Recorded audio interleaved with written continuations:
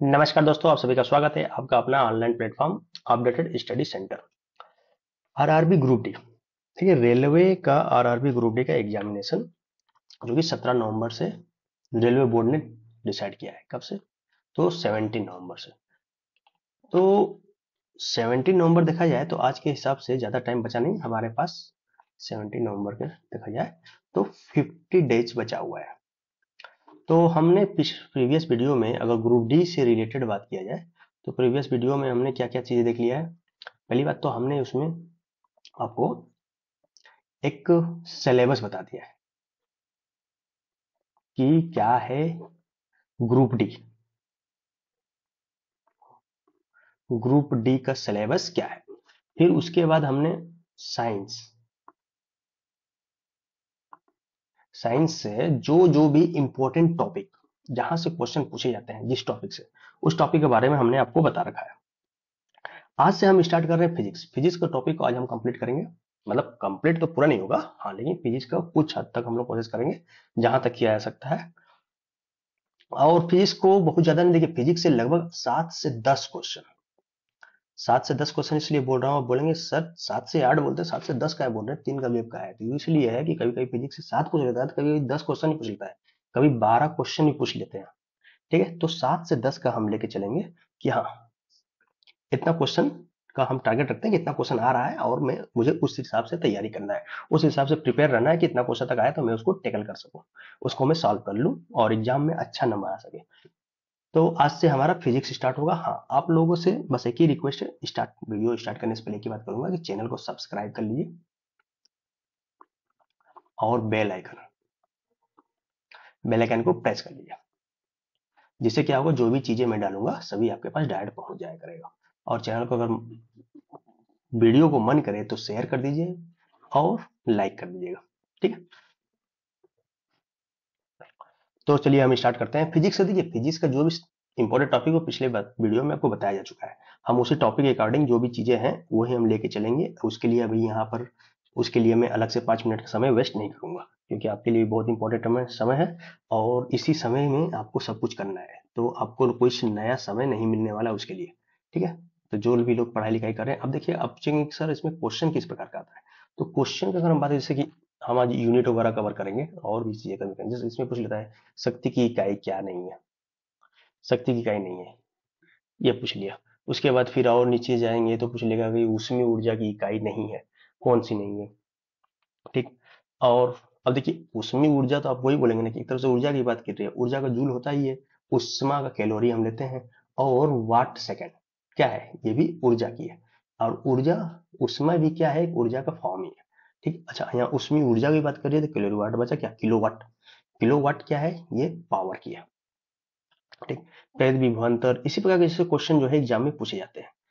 ठीक, तो आज ये सब चीजों को हम लोग कंप्लीट करते हुए आगे बढ़ते हैं, देखते हुए। ठीक है, भौतिक विज्ञान सबसे पहले बात आता है कि भौतिक विज्ञान होता क्या है। भौतिक विज्ञान क्या है? भौतिक विज्ञान वो चीज है जिसके अंतर्गत हम क्या करते हैं, पदार्थ के भौतिक गुणों एवं ऊर्जा का अध्ययन किया जाता है। ठीक, देखिए प्राकृतिक विज्ञानों की श्रेणी का एक मूल विषय भौतिकी है। ठीक है, भौतिकी ये भी मतलब क्या है कि प्राकृतिक विज्ञानों की श्रेणी में ही आता है, ये भी नेचुरल साइंसेस में। ठीक, इसी श्रेणी के अन्य विषय जैसे रसायन विज्ञान, जीव विज्ञान सम्मिलित है अंग्रेजी शब्दों में फिजिक्स। फिजिक्स इसको कहते हैं।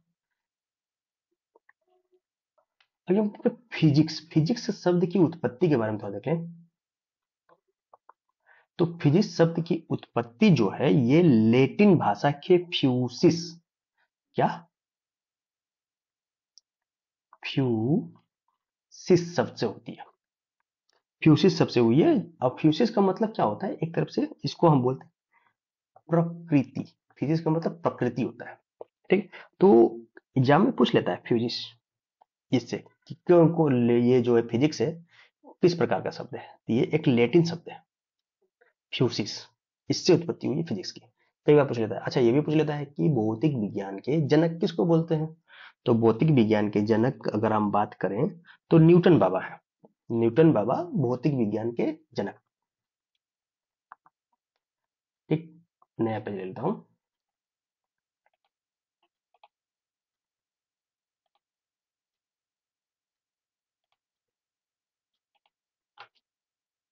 भौतिक विज्ञान के जनक हो गए न्यूटन बाबा।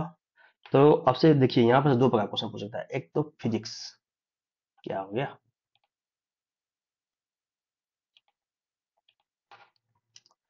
एक तो हो गया फिजिक्स के जनक कौन है,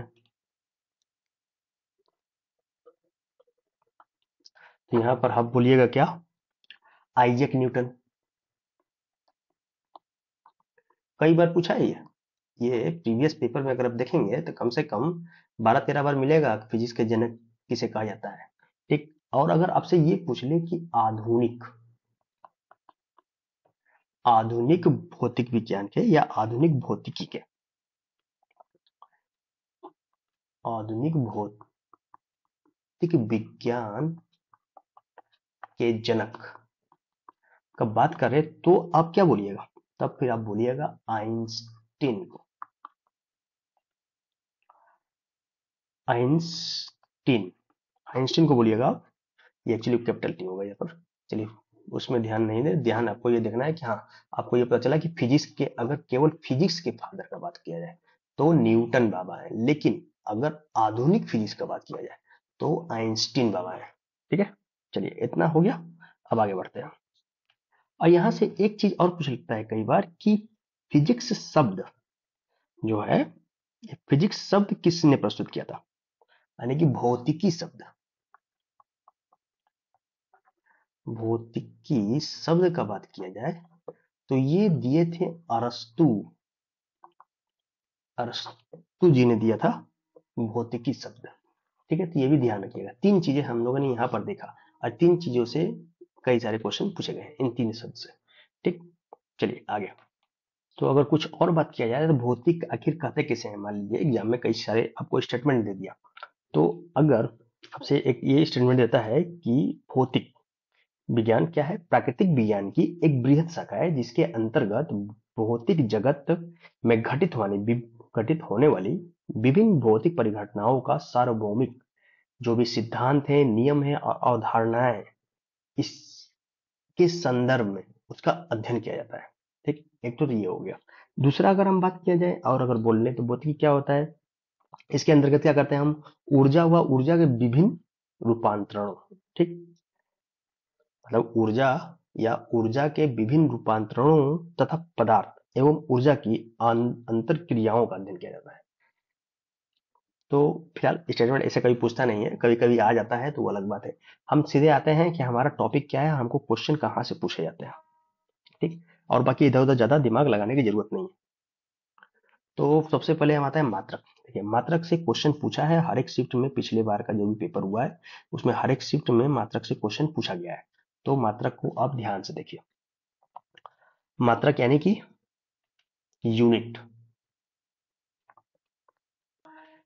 देखिए भाई, जो भी लोग नए हैं तो कृपया करके चैनल को सब्सक्राइब कर लें और बेल आइकन को प्रेस कर लें, जिससे क्या है कि जो भी चीजें मैं अपलोड करूंगा एग्जाम से ओरिएंटेड, वो चीजें आपके पास डायरेक्ट पहुंच जाया करेगी आपको नोटिफिकेशन के माध्यम से।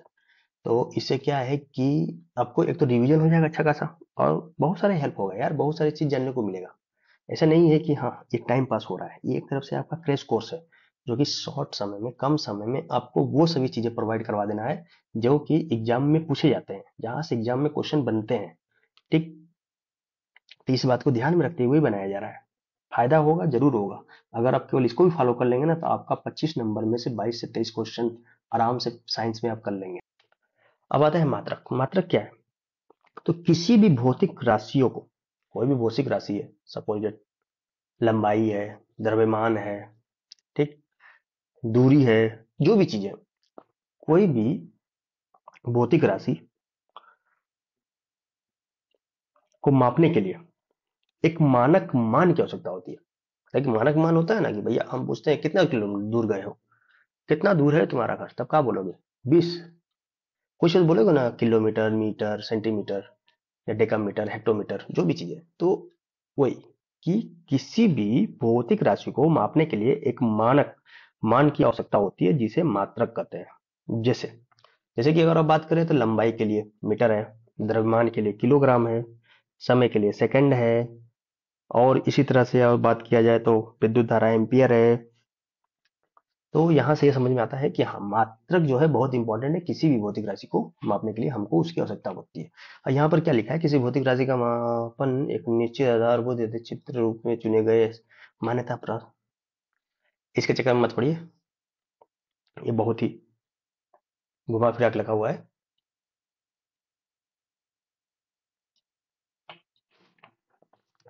तो हम आते हैं मात्रक का। जैसे कि आपको पता है कि मात्रक दो प्रकार का होता है। कौन कौन सा? एक तो मात्रक आपका, एक होता है मूल मात्रक, एक होता है व्युत्पन्न मात्रक। देखिए, मूल मात्रक और व्युत्पन्न मात्रक, केवल इसी से अगर आप बात करें तो प्रीवियस पेपर में लगभग लगभग हर एक शिफ्ट में, अगर सपोज डेट 10 शिफ्ट में पेपर हुआ है तो 10 शिफ्ट से 4 शिफ्ट में, 5 शिफ्ट में केवल इसी से क्वेश्चन है मिनिमम, मतलब 4 शिफ्ट 5 शिफ्ट में, ऐसा तो लगभग लगभग हर एक शिफ्ट में पूछा गया है यूनिट से क्वेश्चन। तो मात्रक, फंडामेंटल यूनिट क्या होता है? तो मूल मात्रक अगर समझाया जाए तो वे मात्रक जो अपने आप में स्वतंत्र होते हैं, वे मात्रक जो स्वतंत्र होते हैं, किसी की सहायता की जरूरत नहीं होती उनको, यानी कि वो किसी और पर निर्भर नहीं करते हैं। जैसे कि दूरी से अपने आप ने देखा, तो यहाँ पर देखते हैं एक मूल राशियों को व्यक्त करने के लिए प्रयुक्त मात्रकों को, जो भी मूल राशियां हैं, मूल राशि को व्यक्त करने के लिए एक तरफ से तो वो हम्म, मात्रक जो कि स्वतंत्र हो, इंडिपेंडेंट हो, या हम बोल सकते हैं मूल मात्रक, यानी कि जो भी फंडामेंटल यूनिट्स हैं को व्यक्त करने के लिए प्रयुक्त मात्रकों को मूल मात्रक कहते हैं। मूल राशियों को, सॉरी यहाँ पर राशि है, इसको ध्यान रखना है। इसके अंतर्गत अन्य सभी भौतिक राशियों के मात्रकों को मूल मात्रकों में संयोजन द्वारा व्यक्त किया जा सकता है। जैसे मूल मात्रक, अब फिजिक्स में क्या ऐसे थे, आपका 7 जो है फंडामेंटल यूनिट है, फंडामेंटल यूनिट यानी कि मूल मात्रक है। तो अगर पूछ लिया जाए कि कल के डेट में अगर आपसे क्वेश्चन ये पूछता है कि कितने मूल मात्रक हैं, तो आप क्या बोलिएगा? सर 7 है। बहुत ध्यान ध्यान रखिएगा, कई बार ये कम से कम 15 से 17 बार पिछले बार पेपर में पूछा गया है। कितने फंडामेंटल यूनिट है? तो 7। ठीक। उसके बाद फिर क्या है? व्युत्पन्न मात्रक।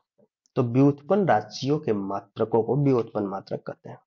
ठीक। व्युत्पन्न मात्रकों को मूल मात्रकों की सहायता से प्राप्त किया जाता है। मूल मात्रकों और व्युत्पन्न मात्रकों के संपूर्ण समुच्चय को मात्रकों की प्रणाली कहते हैं, यानी कि मूल मात्रक और व्युत्पन्न मात्रक, इसके जो संपूर्ण समुच्चय है उसके मात्रकों की प्रणाली कहा जाता है, मतलब क्या बोलते हैं? सिस्टम, यूनिट सिस्टम बन जाता है। ठीक है। तो अब अगर सिंपल वर्ड में समझे तो व्युत्पन्न मात्रक वे मात्रक होते हैं जो मूल मात्रों पर निर्भर करते हैं, मूल मात्रकों की सहायता से उनको प्राप्त किया जाता है। और ये मतलब जिस तरह से फंडामेंटल यूनिट है ये स्वतंत्र है, उसे ये स्वतंत्र नहीं होते, ये डिपेंड रहते हैं किसी न किसी पे।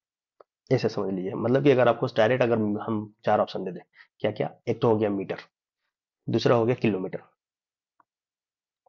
एक तो हो गया मीटर, ठीक, दूसरा हो गया केजी, तीसरा हो गया केल्विन, चौथा हो गया न्यूटन। ठीक। तो अगर आपसे पूछा जाए कि इसमें कौन सा फंडामेंटल यूनिट नहीं है, तो आप बता सकते हैं? कहेंगे बिल्कुल मीटर, जो कि मूल मात्रक है। किलोग्राम द्रव्यमान का होता है, मूल मात्रक है। केल्विन, केल्विन जो है तापमान का होता है, मूल मात्रक है। लेकिन न्यूटन जो है ये मूल मात्रक नहीं है, क्योंकि न्यूटन के लिए हमको फोर्स भी चाहिए और असलरेशन भी चाहिए। ठीक, यानी कि दो लोगों के सहायता से ये न्यूटन बाबा तैयार हुए हैं, मतलब न्यूटन मात्रक जो तैयार हुआ है। ठीक। तो ये जो क्या है, एक फंडामेंटल यूनिट ना होकर के ड्राइव यूनिट है, इसको बनाया गया है। ठीक है। ठीक। अब जैसे यहाँ पर देखेंगे क्षेत्रफल, क्षेत्रफल में क्या है? मीटर इंटू का मीटर होता है, यानी कि 2 मीटर हो गया। आयतन में क्या होता है? Metre into metre into metre, लंबाई इंटू चौड़ाई इंटू ऊंचाई। घनत्व, डेंसिटी हो गया, गति हो गया, शक्ति हो गया, कार्य हो गया, बल हो गया, ऊर्जा हो गया, त्वरण, संवेग आदि। तो ये सभी क्या है? व्युत्पन्न मात्रक है, मतलब कि दूसरे की सहायता से इसको उत्पन्न किया गया है। संवेग क्या होता है? मास इंटू का वेलोसिटी, त्वरण मास इन सॉरी त्वरण क्या होता है? दूरी, सॉरी दूरी हो गया। दूरी कितने होते हैं त्वरण में, बताइए? मीटर प्रति सेकंड अनुसार होता है। हाँ, तो वेलोसिटी पर यूनिट टाइम। ठीक। तो वेलोसिटी बटे समय हो गया त्वरण। ऊर्जा, ऊर्जा हो गया जूल, जो भी है, बल हो गया, कार्य हो गया, शक्ति हो गया। अब देखो कार्य, ऊर्जा और गति तो आपको पता ही है। वेलोसिटी क्या होता है? Displacement per unit time, displacement बटे समय। ठीक, इसी प्रकार से ये सब हो गया आपका व्युत्पन्न मात्रक। ये सब केवल इतना ही नहीं दोस्त, ये जितना है ना, जितना ये बता दिया जा रहा है, इसी से आपको 4-5 क्वेश्चन मिल जाएगा। तो बस इसको ध्यान से देखिएगा, जो भी चीजें जितना बोला गया है इसको ध्यान से सुनिएगा, अगर ना हो तो एक बार रिपीट कर लीजिएगा। ये वो नहीं है कि आपको बस यहाँ पर क्या है कि हाँ ये चीज इतना 2 मिनट में हम खत्म कर दें। 2 मिनट में खत्म करने का तो खत्म कर देंगे, फिजिक्स को हम साला 1 घंटा में खत्म कर देंगे, लेकिन उससे क्या है, आपको क्या फायदा है? आपको जहां से क्वेश्चन बन सकता है, जैसा क्वेश्चन पूछा जा सकता है, उस प्रकार से आपको पता होना चाहिए कि हाँ अगर ऐसा क्वेश्चन बन रहा है तो हम उसको कैसे कर लेंगे। इसी प्रकार से अब इसी में से आपको कम से कम 100 क्वेश्चन बनाया जा सकता है केवल इसी दो में से, और इसी में फंस भी जाएंगे, बहुत लोग फंस जाएंगे इसमें, जो भी ध्यान से नहीं देख रहे होंगे। ठीक है, चलिए आगे बढ़ते हैं। अब देखिए मूल मात्रक हमने देख लिया, व्युत्पन्न मात्रक हम लोगों ने देख लिया, लेकिन एक और मात्रक होता है, उसको हम क्या बोलते हैं? एक और मात्रक है, उसको हम बोलते हैं, क्या बोलते हैं? ख्याल मात्रक में तो ये दो चीज ध्यान में रखिए। एक होता है संपूरक मात्रक, अगर चलिए तीसरा देख ही लेते हैं। एक होता है क्या? संपूरक मात्रक। संपूरक मात्रक वो मात्रक होता है, ये कौन सा होता है? संपूरक मात्रक अगर बात किया जाए तो केवल दो ही संपूरक मात्रक है। कौन कौन से? एक तो हो गया समतल कोण, आगे इसको भी दिया गया है, समतल कोण हो गया, बस यहाँ सुन लीजिए। समतल कोण जिसका मात्रक होता है रेडियन, और घन कोण जिसका मात्रक होता है स्टेरेडियन, यानी कि आर डी। ये भी पूछ लेता है कई बार, कौन सा इसमें से संपूरक मात्रक है? चार्टो दे देगा। तो बस दो चीज आपको ध्यान में रखना है, एक तो रेडियन जो कि समतल कोण का होता है, और एक होता है स्टेरेडियन, यानी कि एस आर। एस आर है, एस आर ये होता है घन कोण, स्टेरेडियन। ठीक है, चलिए यहां तक हो गया हमारा काम खत्म। अब हम आगे बढ़ते हैं अपने आगे के पार्ट में। भौतिक राशियां। भौतिक राशियां दो प्रकार की होती है, कौन कौन सी? एक तो होती है अदिश, दूसरी होती है सदिश। अब अदिश भौतिक राशि कौन सी होती है और सदिश भौतिक राशि कौन सी होती है, ये जानने की जरूरत है। अदिश राशि, देखिए भौतिक राशियां दो प्रकार की होती है, एक तो होती है अदिश राशि, दूसरा होता है क्या? सदिश राशि। अदिश यानी कि स्केलर क्वांटिटी, मतलब अदिश, दिशा नहीं है इसमें। ठीक, और सदिश यानी कि इसमें दिशा है। तो जिसमें मात्रा परिमाण विद्यमान होती है, इसे केवल संख्या एवं उचित मात्रक पूर्ण रूप में व्यक्त किया जा सकता है। सो यार मैंने क्या क्या पढ़ लिया। एक अदिश राशि वह राशि है जिसमें मात्र परिमाण विद्यमान होती है। मैंने मात्रा उत्तरा पता नहीं क्या क्या पढ़ लिया था, उसके लिए माफी चाहता हूँ। मात्र परिमाण विद्यमान होता है, इसमें केवल परिमाण होता है, दिशा की कोई बात नहीं होती है। परिमाण यानी कि मैग्नीट्यूड आपको मिलेगा मात्र। ठीक, इसमें किसी प्रकार की दिशा आपको बात नहीं होगी। यहाँ से सिंपली आपसे एक क्वेश्चन में क्या पूछ लेगा कि वो भौतिक राशि है जिसमें केवल परिमाण होती है, दिशा नहीं होती है, अदिश राशियां कहलाती है। ठीक, इसमें दिशा का कोई बात नहीं कर रहा है। अब जैसे कि लंबाई, घनत्व, आयतन, क्षेत्रफल, कार्य, दूरी, द्रव्यमान, चाल, समय, शक्ति, ऊर्जा, दाब, विद्युत वाहक बल। ठीक, विद्युत वाहक बल हो गया, गुरुत्वीय विभव, विद्युत विभव, ये सभी चीज क्या है? ये अदिश राशियां हैं। तो क्वेश्चन कई बार ये पूछा है, चार्ट दे देता है ऑप्शन में और पूछ लेता है कि इसमें से कौन सी अदिश राशि नहीं है, या इसमें से कौन सी अदिश राशि है, या इसमें से कौन सी सदिश राशि है। इस प्रकार से क्वेश्चन कई बनते हैं, और ये जो भी चीजें एग्जाम में पूछी जाती हैं वो सभी आपको यहाँ पर दे दिया गया है। ठीक, तो ये आप एग्जाम्पल के रूप में इतना कि अगर आप ध्यान में दे दिए, 2 बार 3 बार इसको देख लीजिए, आपका काम बन जाएगा। ठीक है, तो यहाँ से हम लोगों ने क्या क्या देखा? एक तो हमने देखा लंबाई, ठीक, दूसरा घनत्व, तीसरा आयतन, चौथा क्षेत्रफल, पांचवा कार्य, दूरी, द्रव्यमान, चाल, समय, शक्ति, ऊर्जा, ठीक, दाब, विद्युत वाहक बल, गुरुत्वीय विभव। अब देखिए यहाँ पर से एक आपको मिलेगा, और क्या है? धारा, विद्युत धारा। ठीक, इलेक्ट्रिक करंट। लेकिन करंट डेंसिटी जो होता है वो होता है सदिश राशि, लेकिन केवल करंट की बात करें, इलेक्ट्रिक करंट की, तो वह है आपकी अदिश राशि। ठीक है, यहां तक हो गया। उसके बाद आते हैं सदिश राशि। सदिश राशियां, यहाँ पर एक कोड भी लिख लीजिए आप, ठीक, इसको भी ध्यान में रखिएगा। और आवेश, आवेश का हम लोगों ने बात नहीं किया ना, हाँ एक आवेश भी होता है, आवेश भी होता है जो कि अदिश राशि में आता है, ठीक। दाब की तो हम लोगों ने बात कर लिया, दाब इसमें नहीं ले, हाँ दाब का बात हम लोगों ने किया है। तो ये सब जो है जितने भी ये हैं इसको आप एक पेपर का में नोट कर लीजिए, उसको 3-4 बार देख लीजिए क्या है। याद करने के चक्कर में ज़्यादा मत पड़िए, ना तो आपको ज़्यादा क्या होता है ट्रिक के चक्कर में मत पड़िए, ना ट्रिक याद कर लेंगे और इसको भूल जाएंगे, ठीक। ठीक है, चलिए आगे बढ़ते हैं। अब आता है सदिश राशि, मतलब वह राशि जिसको, वह राशि जिसमें परिमाण तो है और साथ साथ दिशा भी है, जो ऊपर नहीं था वो इसमें आ गया, दोनों विद्यमान होते हैं तथा वह योग संबंधी त्रिभुज के नियम अथवा समानांतर चतुर्भुज के योग संबंधी नियम का पालन करती है। तो यहाँ से देखिए 3 पॉइंट अगर हम बना दें कि क्या हो गया, एक तो परिमाण प्लस दिशा होती है, दूसरी बात कर दें तो ये किसका, त्रिभुज के नियम, त्रिभुज के नियम, और दूसरा किसका, तो समानांतर चतुर्भुज के योग संबंधी नियम, त्रिभुज के योग संबंधी नियम और समानांतर चतुर्भुज के योग संबंधी नियमों का पालन कर रही है। इस प्रकार एक सदिश को उसके परिमाण की संख्या तथा दिशा द्वारा व्यक्त किया जाता है, यानी कि परिमाण की संख्या कितना है और उसकी दिशा डायरेक्शन के द्वारा हम व्यक्त करते हैं। जैसे विस्थापन, अब विस्थापन क्या है, एक परपेंडिकुलर दूरी है, परपेंडिकुलर डिस्टेंस, हमने यहां से स्टार्ट किया, यहां गया लंबवत, यहाँ से हमने यहाँ गया, यहाँ गया, यहाँ गया, यहाँ गया, ये घूम घूम करके फिर हमने यहाँ आ गया, ये क्या है हमारा दूरी।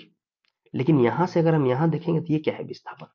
विस्थापन क्या होता है, लंबवत दूरी, दो बिंदुओं के बीच की लंबवत दूरी को ही हम विस्थापन बोलते हैं। दूरी जो है वो कहीं से घूर फिर के भी आप करें, इसलिए पूछता है ना आपके घर के बीच की दूरी कितनी है, क्योंकि आपकी रोडें जो है ऐसे ऐसे चलती है, ऐसे ऐसे ऐसे फिर ऐसे चलेगी, ठीक, इसलिए दूरी पूछा जाता है आपने कितना विस्थापन किया यहाँ से। तो जब आप परपेंडिकुलर देखेंगे तब देखेंगे ओ हम तो मात्र ऐसे आपने दूरी चल दिया 500 किलोमीटर और गए कितना है, मात्र 200 किलोमीटर, ठीक है। तो ये चीजें हैं, तो विस्थापन और दूरी में अंतर समझ लीजिएगा, बाकी इसको भी बताया जाएगा। अब देखिए विस्थापन हो गया, त्वरण, त्वरण क्या होता है, वेलोसिटी पर यूनिट टाइम, यानी कि चाल वेग बटे समय, ये हो गया त्वरण। बल, बल हो गया, संवेग हो गया, वेग हो गया, ठीक, संवेग वेग रेखीय संवेग कोणीय संवेग बल आघूर्ण, ये सभी चीजें जो है आपकी सदिश राशियों में आते हैं। अब अगर हम थोड़ा सा अगर कुछ टिक का बात करें तो जो भी चीज में, अगर हम इसका बात करें अदिश राशि में, अगर आपको पूरा ब मतलब ब मिल रहा है, अब ब चाहे वो कटा हुआ हो या ब हो, जैसे कि अब यहाँ देखिएगा लंबाई ब, घनत्व को आप याद कर लीजिए, आयतन को याद कर लीजिए, क्षेत्रफल ये सब बाद में, द्रव्यमान यहाँ व होता है, द्रव्यमान नहीं होता, द्रव्यमान होता है, ठीक। और उसके बाद दाब, विद्युत वाहक बल, ठीक, विद्युत वाहक बल जो है ये है आपकी अदिश राशि, जबकि यहाँ पर बल का केवल बात करें तो ये सदिश राशि है, ओके। क्योंकि बल क्या होता है, मास इनटू का असलरेशन, ठीक। अब ये असलरेशन यानी ग्रेविटेशन की बात करिए जो कि परपेंडिकुलर नीचे की ओर खींचती है आपको, ठीक है, तो वो डायरेक्शन को व्यक्त कर रहा है। तो यहाँ से आप लोगों ने इतना चीजें देख लिया। अगर कुछ और अगर सदिश राशि के एग्जाम्पल की बात करें तो बल आघूर्ण हम लोगों ने देख लिया, फिर चुंबकीय आघूर्ण तीव्रता होती है, चाल प्रवणता होती है, ताप प्रवणता होती है, विद्युत की तीव्रता, विद्युत तीव्रता होती है, ठीक। तो ये सभी चीजें जो है अदिश सदिश राशियों में आते हैं, तो ये चीज ध्यान में रखिएगा, एग्जाम के लिए बहुत ही आपको फायदा करेगा, ठीक है। चलिए आगे बढ़ते हैं। चलिए देखते हैं कि 7 मूल मात्रक, जो हमने 7 बोला था कि मूल मात्रकों की संख्या कितनी है, तो बोला था 7, आपको कई बार ये बोला गया, 3 बार मैंने ये बात बोला, 7 है, इसको ध्यान में रखिएगा, एग्जाम में पूछा जाता है। तो ये जो 7 है वो है कौन कौन से, इसकी बात करेंगे। तो पहला का बात करें तो यह है लंबाई, ठीक, दूसरा द्रव्यमान, तीसरा समय, चौथा धारा, पांचवा उष्मा गतिकी तापमान या केवल तापमान बोल सकते हैं, छठवां जो है पदार्थ की मात्रा, और सातवां जो है ज्योति तीव्रता। तो भौतिक राशि जो ये 7 है, इससे भी कई बार क्वेश्चन पूछ लेता है कि कौन सी जो है मूल भौतिक राशि नहीं है। तो आपको ये सातों का नाम ध्यान में रखना होगा। चार ठो ऑप्शन दे देगा, 3 ठो ये दे देगा, 1 ठो कोई और उठा के दे देगा। ठीक है, अगर क्वेश्चन को थोड़ा सा ऐसा बनाना है तो। अब फंस जाते हैं लोग, इजीली फंस जाते हैं। बहुत आपने पढ़ लिया फिजिक्स, बहुत सारी चीज पढ़ लिया, न्यूटन के लॉ में यहाँ घुस गए वहां घुस गए, कुछ कर लिए, चला आए क्वेश्चन, अब पूछ लिया ये सब चीजें, गलत हो जाता है। ठीक है, चलिए लंबाई, लंबाई क्या है? मीटर, इसको हम व्यक्त करते हैं स्मॉल एम से। द्रव्यमान का क्या है? किलोग्राम, इसको हम व्यक्त करते हैं केजी से। ठीक, समय का क्या है? सेकंड, इसको हम व्यक्त करते हैं एस से। समय एक ऐसा है, समय एक ऐसा भौतिक राशि है जिसको हम सेकंड में व्यक्त करते हैं, और इसका सीजीएस हो गया, या हम बात करें एफपीएस हो गया, या एमकेएस हो गया, एमकेएस, या फिर उसके बाद एसआई यूनिट हो गया, सभी में सेकंड ही होता है समय का। ठीक, अब आते हैं धारा। धारा का होता है एम्पियर, एम्पियर को ए में व्यक्त करते हैं। ठीक, उष्मा गतिकी तापमान होता है केल्विन। देखिए यहाँ पर उष्मा गतिकी बोला गया, लेकिन अब इसको काट दीजिए, केवल तापमान ले लीजिए। तापमान का होता है कितना? एक्चुअली तापमान मत बोलिए, इसको अब बोलिए ताप, और ताप का होता है केल्विन, इसको हम के से डिनोट करते हैं। डिग्री गलती से भी मत लगा दीजिएगा, एक क्वेश्चन पूछा गया था उसमें लगा हुआ था कि इसमें से, मतलब कुछ दिया हुआ था और उसमें एक में डिग्री केल्विन था और एक में केवल केल्विन था, तो आपको वहां पर केल्विन को चुनना था। ठीक है, उसके बाद पदार्थ की मात्रा, अमाउंट ऑफ सब्सटेंस, मोल होता है, इसको MOL स्मॉल में व्यक्त करते हैं। ज्योति तीव्रता को हम कैंडला बोलते हैं, इसकी यूनिट जो होती है कैंडला होती है, और ये सीडी में।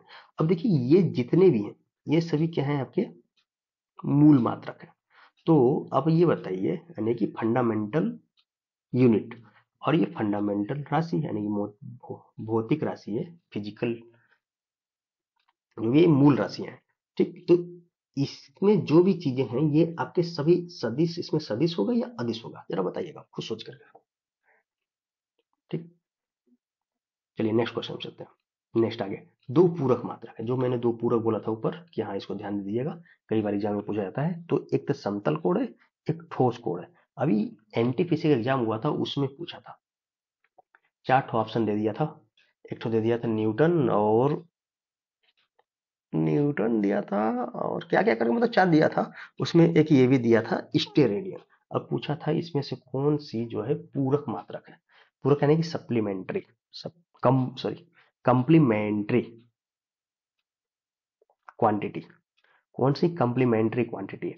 तो आपको इसमें रेडियन और स्टेरेडियन, यानी कि रेडियन लगा हुआ है दोनों में, एक में रेडियन दूसरा में स्टेरेडियन। स्टेरेडियन जो है ठोस एंगल यानी कि सॉलिड एंगल की बात कर रहा है, सॉलिड, यहाँ पर एस, स्टे।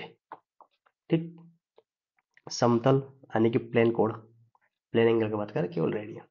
ठीक, समतल है तो केवल रेडियन, अब यहाँ पर ठोस है तो स्टेरेडियन। इसको ध्यान रखिएगा, SR और RAD। कई बार ये भी पूछ लिया कि रेडियन को किस में व्यक्त करते हैं, और 4 ऑप्शन दे भी देता है। ठीक है, अरे भाई साहब IES में पूछा हुआ क्वेश्चन है, बता रहे हैं, और ये सब में हल्का फुल्का मत लेना, तो ध्यान देना ये। ठीक है, चलिए आगे बढ़ते हैं।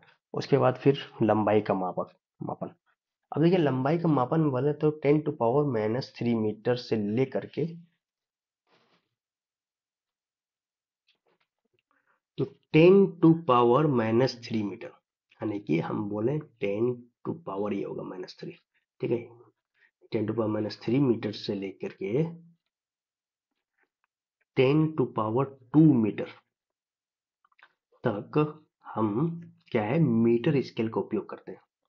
देखो सटीकता नापना है तो, बाकी ऐसे अब देखो मीटर स्केल आपने लंबा कर लिया, 100 मीटर ठीक है भाई, लंबा हुआ 200 मीटर, चलो तन जाएगा कि नहीं, ज्यादा लोड पड़ेगा उसमें, लटक जाएगा पूरा मेजर करने के लिए, या तो जमीन से सटा के करो तो भी लंबा उसको खींचना पड़ेगा। ठीक, तो सटीकता के लिए क्या है, 10⁻³ मीटर से 10⁻², यानी कि 100 मीटर तक के लिए मापना है तो हम मीटर स्केल का प्रयोग करते हैं। वर्नियर कैलिपर्स का उपयोग हम कब करते हैं, जब 10⁻⁻40 मीटर की सटीकता तक की लंबाई। वर्नियर कैलिपर्स का हम कब प्रयोग करते हैं, जब हमको 10⁻14 मीटर की सटीकता तक की लंबाई के लिए किया जाता है। तो कई बार पूछ लेता है 10⁻14, तो किसका प्रयोग करेंगे? वर्नियर कैलिपर्स का। ठीक, उसके बाद अगर 10⁻5 मीटर तक की लंबाई मापने के लिए उस स्क्रू गेज का देखिएगा कई बार जिक्र मिलेगा, और एक स्फेरोमीटर का उपयोग किया जाता है। तो स्फेरोमीटर का प्रयोग करते हैं, स्क्रू गेज। तो ये किस चीज, क्या मापने के लिए? जैसे स्फेरोमीटर क्या मापने के लिए हम प्रयोग कर रहे हैं? तो समय मापने, सॉरी, दूरी मापने के लिए हम यूज कर रहे हैं। किसकी? लंबाई मापने के लिए, मतलब लंबाई मापने के लिए हम स्क्रू गेज का भी कर रहे हैं और स्फेरोमीटर। ठीक, अब लंबाई का मतलब क्या है कि छोटा लंबा, बहुत बड़ा लंबा। तो 10⁻⁵ मीटर तक के लिए हम स्क्रू गेज का प्रयोग करते हैं। 10⁻⁴ तक के ये चारों लाइन, 3 लाइन जो है, ये भी तीनों क्वेश्चन पेपर, प्रीवियस पेपर में आया है और वो उठाकर लिखा गया है। ठीक है, ध्यान दीजिए। बड़ी दूरियों का मापन, अब देखो बड़ी बड़ी दूरियां मापना है हमको, बड़े बड़े मापने हैं। तो बहुत बड़ी, बहुत ही बड़ा, जैसे किसी ग्रह अथवा तारे से की पृथ्वी से दूरी प्रत्यक्ष रूप से किसी मीटर पैमाने की सहायता से ज्ञात नहीं की जा सकती है। ऐसा करो, एक लोगों को पकड़ा दो, ये छोर 1 मीटर का और दूसरा ये छोर, पकड़ के चले जाओ। ठीक, ये लपड़ा हुआ है पूरा, और पकड़ के चले जाओ चंद्रमा में, नाप के चले आओ। संभव नहीं है ना। तो पृथ्वी से दूरी प्रत्यक्ष रूप से किसी मीटर पैमाने की सहायता से ज्ञात नहीं की जा सकती। ऐसी दशाओं में महत्वपूर्ण विधि जैसे कि लंबन विधि, एक लंबन विधि का प्रयोग करते हैं, का प्रयोग किया जाता है बहुत बड़ी बड़ी दूरियों को मापने के लिए। ठीक, इसका उपयोग किया जाता है किसका? लंबन विधि का। तो यहां से आपका यहां तक हो गया। तो कई बार आपके एग्जाम में पूछ लेता है कि बहुत बड़ी या बड़ी दूरियों को मापने के लिए, या सूर्य और चंद्रमा के बीच की दूरी, या सूर्य और पृथ्वी के बीच की दूरी मापने के लिए किस विधि का प्रयोग करेंगे? तो हम लंबन विधि का प्रयोग करेंगे। ठीक है, खगोलीय दूरी नापने के लिए भी हम लंबन विधि का प्रयोग करेंगे, क्योंकि लंबी लंबी दूरी होगा। ठीक, द्रव्यमान का मापन। अब देखिए द्रव्यमान का हम बात कर रहे हैं। द्रव्यमान पदार्थ का एक आधारभूत गुण है, या पिंड के ताप, दाब या दिक्काल में उसकी अवस्थिति पर निर्भर नहीं करता है। मतलब कि देखिए द्रव्यमान क्या है? आधारभूत, यानी कि एक इसका बेसिक क्वांटिटी जो किसी भी पदार्थ का है, द्रव्यमान उसमें होता ही होता है। अगर आप बोलेंगे आपके पास एक पेन है, जो पेन हिल रहा है, इसका भी कुछ द्रव्यमान है, पर ये डिजिटल है उधर, लेकिन अगर देखेंगे आप, पकड़ेंगे तो कुछ तो द्रव्यमान होगा ही ना। ठीक, जो आपने पेज लिया है उसका भी कुछ ना कुछ द्रव्यमान है। अब जिसमें बैठे हुए चेयर का, उसमें भी कुछ द्रव्यमान है। ठीक, आप जो सांस ले रहे हैं, हवा आ रही है, उसकी भी कुछ ना कुछ द्रव्यमान है। ठीक, अगर पदार्थ है तो द्रव्यमान है। ठीक, तो आधारभूत गुण है क्या? द्रव्यमान। या पिंड के ताप, अब उसका ताप, जो भी पिंड है उसका ताप हो गया, दाब हो गया, उसकी अवस्थिति पर निर्भर नहीं करता है। ठीक, द्रव्यमान का एसआई मात्रक किलोग्राम होता है। क्या होता है? केजी। द्रव्यमान का एसआई मात्रक केजी होता है। चलिए आगे बढ़ते हैं, द्रव्यमान से रिलेटेड कुछ चीजें और देखते हैं। जैसे अंतरराष्ट्रीय मापतोल ब्यूरो द्वारा दिए गए अंतरराष्ट्रीय मानक किलोग्राम के आदि प्रारूप विभिन्न देशों की बहुत सी प्रयोगशाला में उपलब्ध है।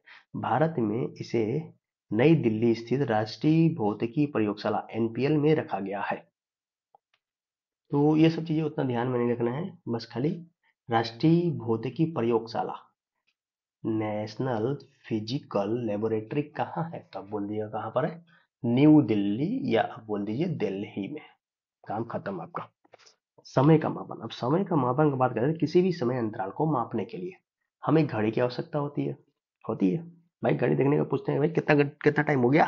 10:20 कितना घंटा हुआ है यार? बैठे बैठे गप करते हुए, और इस 2 घंटा हो गया। तो वही हो गया, कितना घड़ी की आवश्यकता होती है। अब हम समय मापन है तो समय का परमाणु मानक प्रयोग करते हैं। समय क्या कर रहे हैं? परमाणु मानक, जो सीजियम परमाणु में उत्पन्न आवर्त कंपनों पर आधारित है। ठीक है, यही राष्ट्रीय मानक के रूप में प्रयुक्त सीजियम घड़ी, जिसे परमाणु घड़ी भी कहते हैं। तो यहां से बस इतना आपको प्रयोग करना है कि परमाणु घड़ी में किसका प्रयोग करते हैं? सीजियम का। ठीक, कैसे होता है? तो सीजियम परमाणु में उत्पन्न आवर्त कंपनों पर आधारित है परमाणु घड़ी। परमाणु घड़ी के नाम से भी जाना जाता है, का आधार है। ऐसे मानक अनेक प्रयोगशालाओं में उपलब्ध है। वो सब बातें छोड़िए, बस इतना है कि परमाणु घड़ी, सीजियम घड़ी, इतना ध्यान में रखिए, सीजियम परमाणु। ठीक है, अब काम हो जाएगा। ठीक, अब आते हैं भौतिक राशियों में की व्युत्पन्न इकाइयां। अब देखिए, हमने फंडामेंटल ऊपर 7 तो देख लिया। ठीक, भौतिक, अब उसको क्या है, भौतिक राशियां, मौलिक राशियां। अब इधर हम देखेंगे भौतिक राशियां वो जो कि व्युत्पन्न इकाइयां हैं। जैसे में क्षेत्रफल, हमने देखा था लंबाई इंटू का चौड़ाई यानी कि मीटर का स्क्वायर, हम इसको ऐसे लिख देते हैं, मीटर स्क्वायर। उसके बाद ये आगे हम बढ़े तो आयतन, आयतन में क्या हो जाता है, लंबाई इंटू का चौड़ाई इंटू का ऊंचाई, तो ये हो जाएगा मीटर इंटू का मीटर, यानी कि घन मीटर। इसको हम इसमें एम क्यूब कर देते हैं। ठीक, घनत्व, घनत्व क्या होता है, मास पर यूनिट वैल्यूम, यानी कि द्रव्यमान पर इकाई आयतन। ठीक, ये हो यानी कि किग्रा प्रति मीटर क्यूब। आयतन का हम लोगों ने ऊपर देख लिया। इसके सहायता से आयतन, आयतन की सहायता से हम द्रव्य घनत्व निकालें। देखिए, लंबाई की सहायता से हम क्षेत्रफल निकालें और उसी लंबाई की सहायता से आयतन भी निकालें, और आयतन की सहायता से हम घनत्व निकाल रहे हैं। तो कई बार पूछ लेता है एग्जाम में कि घनत्व दे देगा, किस पे निर्भर नहीं करता, क्या द्रव्यमान में निर्भर करता है। द्रव्यमान अगर बढ़ेगा तो घनत्व बढ़ेगा, द्रव्यमान कम होगा तो घनत्व कम होगा, आयतन बढ़ेगा तो घनत्व कम होगा, आयतन घटेगा तो घनत्व बढ़ेगा। ठीक, तो घनत्व जो है दोनों पे डिपेंड करता है, द्रव्यमान पर भी आयतन पे भी। वेग, वेग का बात करें तो विस्थापन बटे समय अंतराल, यानी कि कितना डिस्प्लेसमेंट कितने टाइम पीरियड के बीच में हुआ, ये हो गया वेग, यानी कि मीटर प्रति सेकंड। त्वरण का बात करें, त्वरण में मीटर प्रति सेकंड स्क्वायर, अभी उपलब्ध हम लोग दिखाते हैं। ये सब बेसिक चीजें हैं, और यूनिट कई बार पूछ लेता है कि त्वरण का मात्रक क्या है, बल का मात्रक क्या है, कार्य, ऊर्जा, उष्मा का मात्रक क्या है, ये सब चीजें पूछ लेते हैं। तो बल इंटू का विस्थापन हो गया कार्य या ऊर्जा, और उष्मा की बात करेंगे तो यही होगा क्या, न्यूटन इंटू का मीटर। तो यहाँ से आप ध्यान में रखिएगा, न्यूटन इंटू का मीटर, यानी कि बल जो हो गया न्यूटन और विस्थापन हो गया मीटर। इसको जूल भी कहते हैं, यानी कि कार्य और ऊर्जा इन दोनों की मात्रा जूल है। एक क्वेश्चन पूछा गया था अभी लास्ट ईयर के ही पेपर में, लास्ट पेपर में सॉरी, जो एनटीपीसी हुआ था और ये जो 12th का हुआ था, इसमें पूछा था कि जूल निम्नलिखित में से किसका मात्रक नहीं है। तो किसका है, कार्य का है, ऊर्जा का है, और एक चीज और यहाँ ध्यान रखिएगा, किसका, उष्मा का भी है। ठीक है, तो ये सब इतना आपको ध्यान रखना पड़ेगा। अब आगे चलते हैं, शक्ति, शक्ति को हम बोलते हैं वाट, वाट लग गई यानी कितनी शक्ति लगा दिया तुमने। किया गया कार्य बट्टा लिया गया समय, यानी कि किसी कार्य को करने में जितना समय लगा उसी को हम शक्ति बोल दिए। इसको हम जूल पर यूनिट सेकंड बोलते हैं, जूल सेकंड, यानी कि वाट हो गया। तो अगर हम बात करें क्या, देखिए यहां से हम देखते हैं कि जूल पर यूनिट टाइम, ये हो गया हमारा पावर, वाट। लेकिन अगर भी यहीं पर बोले कि जूल बराबर, तो फिर क्या बोलेंगे, तब बोलिएगा पावर इंटू का समय, यानी कि जूल जो है ये किसका है, कार्य का। तो कार्य बराबर क्या हो गया, शक्ति इंटू का समय अंतराल, बोल सकते हैं। हमने यहाँ पर कार्य या ऊर्जा को बोला था बल इंटू का विस्थापन, और यहाँ पर हम लोगों ने बोल रहा है क्या, शक्ति इंटू का समय। और ये कई बार एग्जाम में पूछा भी गया है, इसीलिए मैं ये ले गया था। थोड़ा स्लो चल रहा हूँ, आराम से चल रहा हूँ, इसलिए क्योंकि यहाँ से क्वेश्चन बनते हैं, दो दो तीन तीन क्वेश्चन एग्जाम में पूछ लेते हैं। ठीक है, फिर आते हैं हम दाब, दाब का होता है, तो दाब यानी कि दाब, दाब यानी कि प्रेशर की बात हो रहा है, कितना प्रेशर, प्रेशर जला नहीं पता ना, एग्जाम का प्रेशर उसी प्रकार से एक प्रेशर होता है, लेकिन एग्जाम का प्रेशर माइंड में होता है, एटमॉस्फेरिक प्रेशर आपके बॉडी में होता है, ठीक, एयर प्रेशर होता है ट्यूब में, ठीक, और भी बहुत सारे प्रेशर होते हैं। तो वही प्रेशर यहाँ बात हो रहा है, तो कितना आपका प्रेशर, कितना बल लगा कितना क्षेत्रफल में, वो हो गया प्रेशर। यानी कि क्षेत्रफल मतलब कि क्या हुआ, एरिया, किसी भी पृष्ठ क्षेत्रफल में लगाया गया बल, ये हो गया दाब, यानी कि न्यूटन प्रति मीटर स्क्वायर। इसको हम पास्कल भी बोलते हैं, और कई बार ये एग्जाम में पूछा गया है, पास्कल, पास्कल किसकी यूनिट है, तो बोलिएगा किसका, दाब का। ऊर्जा, अभी हम लोगों ने ऊपर देखा, कार्य जूल, मतलब वही है, कार्य का ऊर्जा का दोनों का जूल ही होता है। ठीक, तो ये ऊर्जा मतलब कार्य क्या हुआ है कि आपने ऊर्जा को रूपांतरण कर दिया। ठीक, अगर कुछ कार्य करे इसका मतलब कुछ ऊर्जा का रूपांतरण हो रहा है। प्रतिरोध, लगाया गया वोल्टेज, मतलब कि प्रतिरोध क्या हो गया, रेजिस्टेंस, और रेजिस्टेंस इज इक्वल टू होता है वोल्टेज बटे का धारा, V is equal to I R, आपने बोला ठीक, V equal to I R. अब यहाँ से आपने R को निकाल लिया जो कि प्रतिरोध यानी रेजिस्टेंस है, तो बचा क्या, V बटे आई, यही वोल्टेज प्रति यूनिट धारा, और इसका होता है ओम, रेजिस्टेंस का होता है ओम, लेकिन रेजिस्टिविटी का क्या होता है, रेजिस्टिविटी का क्या होगा बताइए, चलिए आगे बढ़ते हैं। ओम हो गया, लगाया गया वोल्टेज धारा प्रवाह, यहाँ पर हो गया ओम, अरे यार ये क्या कर दिया ओम, ये रेजिस्टेंस का यही है, लगाया गया वोल्टेज धारा प्रवाह। ठीक, उसके बाद संवाहकता, प्रतिरोधक, प्रतिरोध मात्रा का व्युत्क्रम को हम बोलते हैं, इसको हम सीमेंस में व्यक्त करते हैं, तो संवाहकता कई बार पूछ लेता है एग्जाम में, तो प्रतिरोध मात्रा का व्युत्क्रम है, यानी कि जो प्रतिरोध है उसका हम व्युत्क्रम कर दिए तो निकल गया हमारा संवाहकता, जो कि सीमेंस में व्यक्त करते हैं। ठीक, उसके बाद फिर आता है गति, गति क्या होता है, तो दूरी बटे समय, गति यानी कि चाल, वेग और गति में अंतर है, वेग भी दूरी का ही है और चाल भी दूरी में, लेकिन वेग आपका दूरी जो है वो परपेंडिकुलर दूरी को कंसीडर करता है, जबकि गति जो है ऐसे भी दूरी, कोई भी दूरी हो उसको कंसीडर कर लेता है। ठीक है, तो ये दूरी बटे समय मीटर प्रति सेकंड हो गया। चलिए नेक्स्ट आगे आते हैं। अब नेक्स्ट में आ जाए आगे क्या है, दूरी की सबसे छोटी मात्रा, सबसे छोटी मात्रा की अगर दूरी की बात करें तो 1 सेंटीमीटर, सबसे दूरी की सबसे छोटी मात्रा, फिलहाल तो सेंटीमीटर सबसे छोटी मात्रक नहीं है दूरी की, हाँ, लेकिन अब यहाँ पर देखिए कि 1 सेंटीमीटर जो होता है 10⁻² मीटर होता है, यानी कि 100 सेंटीमीटर जब आप करेंगे तो जाकर के 1 मीटर होता है, पता ही है आपको। ठीक, उसी प्रकार से 1 मिलीमीटर, मतलब छोटी छोटी दूरियों की छोटी छोटी मात्रक हम देख रहे हैं, 1 मिलीमीटर, 1 मिलीमीटर कितना होता है, 10⁻³ मीटर, यानी कि 1 मिलीमीटर, ऐसे लिखते हैं ना 1 mm। ठीक, आपके पास स्केल होगा, स्केल है, स्केल में रहता है 1 सेंटीमीटर, 2 सेंटीमीटर, 1 2 3 4, ऐसे आगे चले जाएगा, तो इसमें छोटे छोटे रहेंगे 10 खाने बने रहेंगे।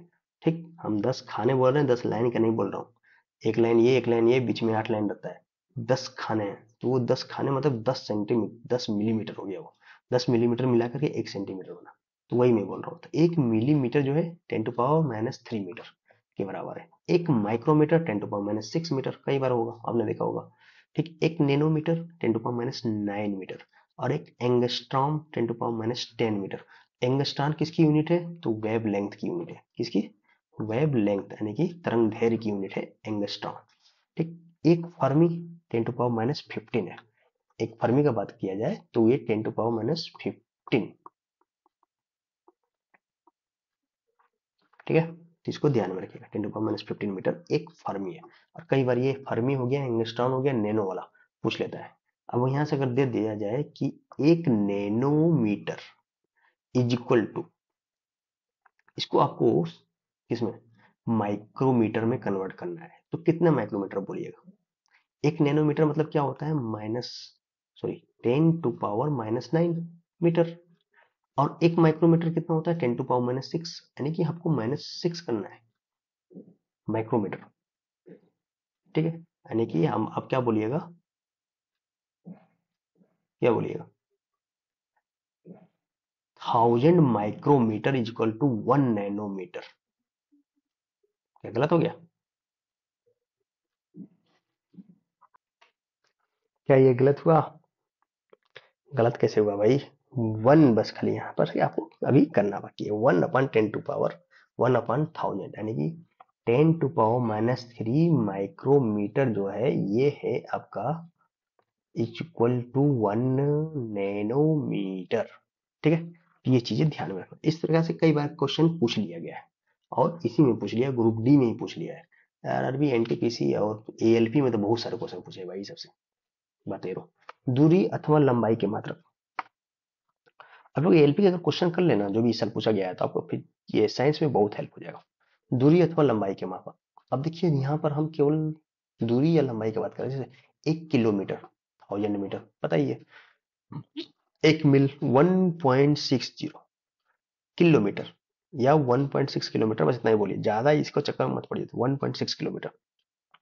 एक मीटर 1.09 गेज या 3.28 फुट। ये देखिए क्वेश्चन कई बार पूछ लेता है फुट में कन्वर्ट करने के लिए। 3.28 फुट, ठीक, या 39.37 इंच होता है एक मीटर। एक इंच 2.54, यहाँ पर 4 है, 2.54 सेंटीमीटर। एक फुट 12 इंच का होता है, ठीक, एक फुट 12 इंच का होता है। एक गज 3 फुट का होता है, 3 फुट का एक गज। एक नॉटिकल माइल्स, अब देखिए यहां से क्वेश्चन बना है कई बार। एक नॉटिकल मील, एक नॉटिकल मील, ठीक, 1 नॉटिकल मील की बात कर रहा है, तो ये होता है 1.852 किलोमीटर। अभी हम लोगों ने ऊपर क्या देखा, एक मील। अब यहाँ पर मील का है, एक मील जो है ये 1.6 किलोमीटर है, जो कि एक नॉटिकल मील। अब देखो मील को हम क्या है कि मील एक तरह की दूरी की इकाई है, जिसको हम जनरली मेजर करते हैं। कोई भी दूरी नापने के लिए मील में माप लेते हैं, लेकिन नॉटिकल मील जो है ये समुद्री दूरी मापने के लिए होता है, ठीक। तो कितनी मील है, कितनी समुद्री जो है दूरी मापने के लिए हम नॉटिकल मील का प्रयोग करते हैं। इसका 1.8 किलोमीटर लेते हैं। 1.8, 1 नॉटिकल मील इज 1.852 किलोमीटर। एक खगोलीय इकाई, खगोलीय यानी एन एस्ट्रोनॉमिकल यूनिट, ठीक। तो 1 AU, इसको हम 1 AU, और कई बार एग्जाम में पूछा भी है 1 AU यही दे करके। तो 1.495 इंटू 10⁻11 मीटर। अब बोलिएगा ये कहा है एक AU, तो एक खगोलीय इकाई लगभग हम बोलेंगे इसको कितना, 1.5 करोड़, 150 करोड़, यही हम बोलते हैं इसको, ठीक है। तो ये क्या है, 150 करोड़ मीटर, ठीक है, 150 करोड़ मीटर एक खगोलीय दूरी। इसको याद करने के लिए आपको मैं केवल बोल रहा हूँ, क्योंकि 150 जो है अगर आप देखिएगा तो 1.5 यानी कि 1.495 के बहुत ही करीब है। एक प्रकाश वर्ष ये कितना हो जाएगा, तो ये क्या है, 11 वही 1 लाइट ईयर इसको बोला जाता है। 1 लाइट ईयर ये 9.46 10 टू पावर, ये देखिए ध्यान में रखिएगा, 10⁻15 मीटर है। कई बार ये क्वेश्चन पूछा गया है, ठीक है। तो 10 के घाते 15, ये ध्यान में रखना है। एक लाइट ईयर, एक एंगस्ट्रॉन 0.1 नैनोमीटर, यानी कि इसका सिंपल करने का मतलब क्या है, 10⁻⁻10 मीटर, क्योंकि नैनोमीटर जो है 10⁻⁹ मीटर हो गया, और एक तो और 1/10 कर दिया, 1.1 0.1 कर दिया, ठीक। तो ये एक एंगस्ट्रॉन हो गया। एक पारसेक, पारसेक अभी हम लोगों ने देखा था किसकी, क्या देखा था, पारसेक भी दूरी की इकाई है, और ये जो होता है 3.08 इंटू 10⁻16 मीटर हम पारसेक लेते हैं। तो पारसेक से अगर आपसे पूछा जाए कि एक पारसेक को लाइट ईयर के टर्म में पूछा जाए, तो एक parsec equal to 3.26 light year होता है, ठीक है। 3.26 लाइट ईयर हो गया एक पारसेक, 3.26 लाइट ईयर। और एक लाइट ईयर आपने ऊपर देखा था क्या, 9.46 इंटू 10⁻15 मीटर। इसका इसमें मल्टीप्लाई कर दीजिए, तो एक पारसेक यहां से निकल आ जाएगा 3.08 इंटू 10⁻16 मीटर, ठीक है। यही चीज है, देखिए लाइट ईयर आपने यहाँ पर देख लिया 9.46 इंटू 10⁻15 मीटर। जितना अभी तक आपको पता दिया गया, इतना में से आपको एग्जाम में कम से कम 2 क्वेश्चन मिल जाएंगे। एक क्वेश्चन तो कहीं नहीं जाएगा। अभी इसमें और कुछ चीजें बाकी है। आप चाहिए क्षेत्रफल के मात्र मापन देखें, तो एक एकड़ क्या होता है, 4840 वर्ग गज, ये इतना आपको देखने की जरूरत नहीं। हेक्टेयर देख लीजिए 2.5 एकड़, बस इतना ही। एक वर्ग किलोमीटर 100 हेक्टेयर, एक वर्ग मील 2.6 वर्ग किलोमीटर, बस इतना, ज्यादा इसका जरूरत नहीं है। समय के मापक, अब देखिए समय का मापक भी पूछता है, जैसे एक ओंस कितना होता है, 1 मिनट समय के मापक, ठीक। अच्छा यहाँ पर एक हम लोगों ने देखा था खगोलीय इकाई, तो खगोलीय इकाई किधर देखा था मैंने, हम लोगों ने ऊपर देखा था, हाँ, एक खगोलीय इकाई जिसको मैंने एक एस्ट्रोनॉमिकल यूनिट बोला था, 150 करोड़ मीटर को मैंने बोला था, ठीक। यानी कि इसको आप ये बोल सकते हैं क्या, एक खगोलीय यानी कि एक एस्ट्रोनॉमिकल यूनिट। और ये क्या है, पृथ्वी और सूर्य के बीच की दूरी है। पृथ्वी और सूर्य के बीच की औसत दूरी जो है यही आता है आपका। ठीक, और कुछ, तो सूर्य और पृथ्वी के बीच की दूरी को खगोलीय इकाई के रूप में व्यक्त किया जाता है। ठीक है, यहां तक हो गया। ये पार्ट्स को इधर ध्यान रखिएगा। और ऐसे हम लोगों ने काफी कुछ देख लिया आज, अभी बहुत कुछ बचा हुआ है फिजिक्स में। हम तो सोचा था कि आज फिजिक्स का लगभग लगभग मेन चीजें, इसको 2 से 3 बार रिवीजन करें तो कम से कम 2 नंबर आपका सॉलिड हो जाए। लेकिन देख रहे हैं थोड़ा कुछ ज्यादा लंबा वीडियो हो जाएगा। चलिए कोई नहीं, थोड़ा सा और कर लेते हैं। पाउंड, यहाँ से ये सब चीजें तो नहीं, ये भी उतना नहीं पूछता है, कभी कभी पूछ लेता है। 1 किलोग्राम बराबर 1000 ग्राम, आपको पता ही होगा। 1 क्विंटल जो होता है 100 किग्रा के बराबर होता है। और यहाँ से देखा जाता है एक वर्ष जो है 12 मास होता है, यानी 12 महीना और 365 दिन होता है। एक सौर मास, अब देखिए सौर मास क्या होता है, 30 या 31 दिन का होता है। फरवरी में 28 या 29 दिन का होता है। सौर मास मतलब महीने में कितने दिन होते हैं, ये एक तरफ से ध्यान रखिए। एक पखवाड़ा 13 दिन। ठीक, एक अधिवर्ष या लीप ईयर 366 दिन का होता है। ठीक है, ये तो आपको पता ही है। इसके बाद आयतन की मात्रा का बात किया जाए तो हाँ, ये क्वेश्चन यहाँ से कई बार पूछता है। 1 लीटर, ये क्वेश्चन मतलब समझ जाइए, मैं एग्जाम एक बार दे रहा था, मेरे को एग्जाम में आया था और उस समय मैं कंफ्यूज हो गया था, जबकि मैं बहुत डिटेल से पढ़ा था ये सब चीजें। उसके बाद भी एग्जाम में कंफ्यूजन हो गया यार। तो यहाँ से आपको ध्यान रखना है, 1000 घन सेंटीमीटर। 1 लीटर जो है, 1 लीटर ये कितना होता है, 1 सेंटीमीटर, मतलब 10 सेंटीमीटर लंबा इंटू 10 सेंटीमीटर चौड़ा इंटू 10 सेंटीमीटर ऊंचा। यानी कि आपका एक बॉक्स है, ये ले लीजिए, क्यूब बना लेते हैं, क्यूब। अगर आपका ये क्यूब है, 10 सेंटीमीटर ये वाला हो गया ऊंचाई, 10 सेंटीमीटर ये हो गया इसका चौड़ाई, और 10 सेंटीमीटर ये लंबाई हो गया, तो जाकर के इसमें जितना भी आपका क्या पानी भरिएगा, पानी भर गया, तेल भर गया, जो भी चीज भरिएगा, तो 1 लीटर के बराबर होगा। ठीक है, तो यही इसका 1000 घन सेंटीमीटर। ये चीज ध्यान में रखिएगा, सेंटीमीटर सेंटीमीटर सेंटीमीटर में है ये। अगर इसको मीटर में कर दीजिएगा, 1000 मीटर मतलब समझ रहे 1000 लीटर हो जाएगा वो। ठीक, 10 मीटर लंबा, 10 मीटर चौड़ा, 10 मीटर ऊंचा, तो वो फिर पूरा मीटर में बदल जाएगा। ठीक, अगर 1 लीटर को गैलन की बात किया जाए तो 2.642 गैलन के बराबर होता है। 0.26, केवल 0.26 ध्यान में रखिए, बाकी छोड़ जाइए। ठीक, एक गैलन जो होता है 3.785 लीटर। ये सब ज्यादा नहीं पूछता है, लेकिन कभी कभी पूछ लेता है, इसलिए मैं ले आया हूँ उठा के। एक गैलन जो है 3.785 लीटर।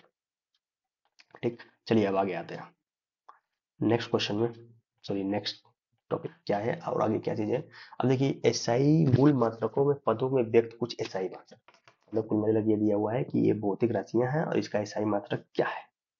तो अभी इसको हम नहीं करेंगे, इससे एक क्वेश्चन एग्जाम में रहता है और फिक्स रहता है, तो इसको हम कल करेंगे, मतलब नेक्स्ट वीडियो में करेंगे। नेक्स्ट वीडियो या तो मैं आज ही हो सकता है अपलोड कर दूं, या तो फिर कल करूंगा। अगर आप लोग बस क्या है, शिद्दत से बने रहिए, अच्छे से लगे रहिए। फिजिक्स केमिस्ट्री ये सब चीजें कुछ नहीं है, सब आराम से आपका हो जाएगा और अच्छा नंबर आप ले आइएगा। फिर उसके बाद कुछ आविष्कार हैं, ये सब भी चीज पूछ लिए जाते हैं, नेक्स्ट वीडियो में करेंगे। इसके बाद अगर हम देखें तो कुछ आविष्कार वगैरह हो गया, और भी बहुत सारी चीजें हैं। तो ये सब चीजें जो है हम लोग कौन कौन क्या क्या चीजें हैं, किसने किसकी खोज की, वैज्ञानिक सिद्धांत, इससे भी कई सारे क्वेश्चन पूछ लेते हैं। तो ग्रुप डी के लिए आपको यही सब चीजें से क्वेश्चन आएंगे, तो वो बहुत ज्यादा आपको पैनिक होने की जरूरत नहीं है। बस आप मन लगा के पढ़ाई करते रहिए, धीरे धीरे धीरे धीरे आप देखिएगा सभी कुछ आपका कवर हो जाएगा। ठीक है, चलिए एक चीज मैं आपको जाने से पहले ये बोलूंगा कि जो भी लोग, जो भी अभी पढ़ाई कर रहे हैं और सीरियस है, ठीक, तो अब साइंस में लूसेंट, फिजिक्स का अभी चल रहा है, फिजिक्स का लूसेंट आपको जरूर रीड करना है। कम से कम 2 बार रीड कीजिए। 2 बार अगर रीड कर रहे हैं ना, तो मोस्टली क्या है, फिजिक्स का क्वेश्चन वहीं से मिल जाएगा आपको। थोड़ा मोड़ा क्या है, इफर्ट आपको इधर उधर से करना पड़ेगा, बाकी क्वेश्चन वहीं से हो जाएगा। क्लास 10th के लिए सफिशियंट है भाई लूसेंट।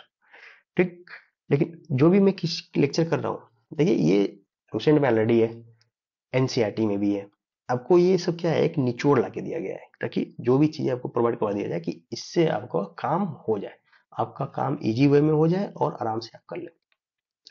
और एक बात और कहूंगा जाने से पहले कि यार देखो, चैनल को सब्सक्राइब कर लो।